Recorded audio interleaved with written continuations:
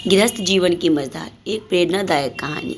अंकित अभी घर पहुंचा ही था कि बर्तनों के गिरने की तेज तेज आवाज़ें आ रही थी।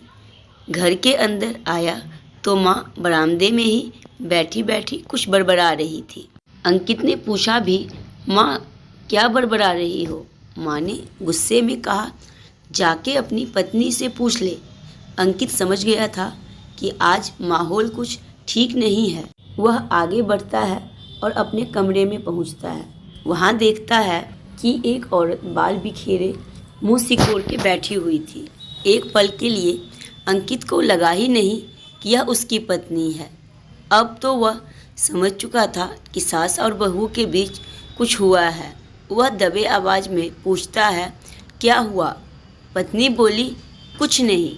वह फिर से पूछता है कि क्या हुआ? वह इस बार झुँझला के बोली कि अपनी माँ को समझा लो, उनकी फरमाइशें प्रतिदिन बढ़ती जा रही है।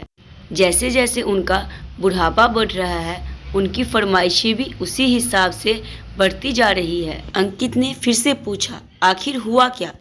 पत्नी बोली, आज मैंने दाल चावल रोटी सब्जी सब बनाया, उसके बाद भी माँ जी को सुकून ना मिला और उन्होंने मुझसे कहा, बहू करेला भी बना लो।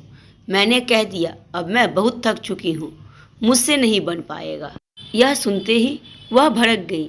मुझे तो समझ नहीं आता कि मैं इस घर की बहू हूँ या नौकरानी। उसके बाद ना मैंने खाना खाया और ना तुम्हारी माँ ने। इस विषम परिस्थितियों में अंकित से यह भी नहीं बोला गया कि मुझे भूख लगी है। उस समय उसे अपनी भूख प्यास को अंदर ही समेटना उचित लगा, लेकिन उसे यह भी समझ नहीं आ रहा था कि वह इस परिस्थिति को कैसे मैनेज करे, क्योंकि एक तरफ घरवाली थी तो दूसरी तरफ जन्म देने वाली माँ। कुछ देर रुकने के बाद अंकित रसोई घर में जाता है और वहाँ से 2 थालियों में खाना निकाल के ले आता है। एक थाली वह माँ को दे आता है और दूसरी थाली वह पत्नी को दे देता है। दोनों लोग भूख के मारे बेहाल थी, इसीलिए ज़्यादा नखरे किए बिना चुपचाप खा लेती हैं। कुछ समय बाद जब मामला थोड़ा ठंडा पड़ता है तो अंकित अपनी पत्नी के पास जाता है और उससे कहता है कि मैं कुछ कहना चाहता हूँ, उसे ध्यान से सुनना। अंकित कहता है कि मुझे पता है कि तुम दोनों लोगों में ज़्यादा पटरी नहीं खाती है, लेकिन तुम एक बार को उन्हें अपनी माँ के रूप में देखो, तब भी क्या तुम उनसे इस तरह का बर्ताव करती? माँ की उम्र हो चुकी है, अब वह हम लोगों के ही सहारे है।